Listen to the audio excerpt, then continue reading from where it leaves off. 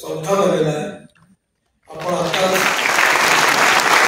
आणि म्हणून मी आपल्या सगळ्या ॲटोमॅन इंडस्ट्रीचे जे मालक आहेत त्यांच्या असोसिएशनला बोलावलं आणि त्यांना मी विनंती केली, माझी तुम्हाला विनंती आहे की येणाऱ्या 5 वर्षाच्या काळामध्ये आपल्या इंडस्ट्रीचा साईज हा कमीत कमी 55 लाख कोटी रुपयाच्या वरती गेला पाहिजे.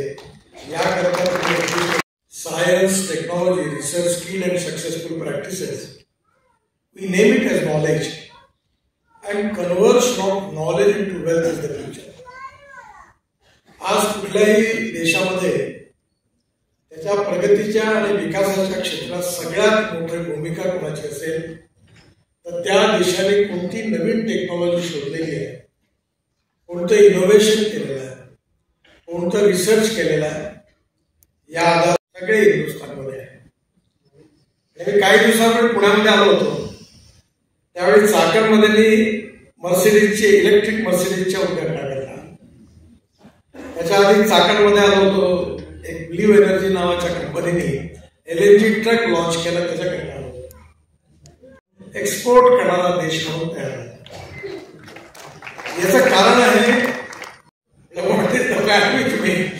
you are only very much against petrol and diesel. What is going to happen? The growth rate, agriculture growth rate जर वाढला आणि ग्रामीण भागात जर नवीन रोजगार निर्माण झाला तर कशा करता लोक पुढे येतील? किती महापूर आहे पुढे. मी आजच आपल्या त्यामुळे ऑटोमोबाईल ग्रोथ आणि पॉप्युलेशन ग्रोथ कोणी किती प्रयत्न करा थांबतच नाही. माणसंच नाही, आमच्याकडे एक्सपर्ट आहे. आम्ही तुम्ही म्हणाल तेवढी निर्यात करायला तयार आहोत.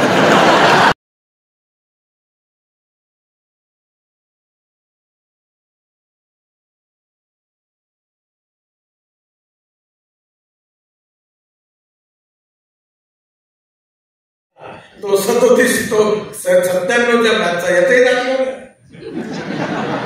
मी एका IAS ऑफिसरला प्रश्न विचारला, हे जे DPR बनवतात फार चांगले केले त्यांनी. आमच्या इथे करोडो रुपयाचे DPR बनले, सगळे इंजिनियर्स होतात, पण एकही DPR वाला 100% पैसे घ्यायला आमच्याकडे येतच नाही.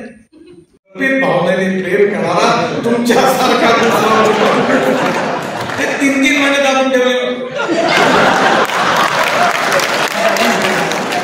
पत्रक वाटणं जयप्रकाश नारायण त्याच्यात आणि मार्क नेमकं झालंच तसंच की मला फक्त 52% मार्क मिळाले.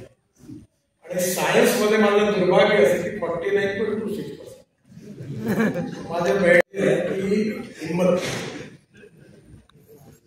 मी जे काही काम करू शकतो याच्यामुळे माझ्याकडे हिंमत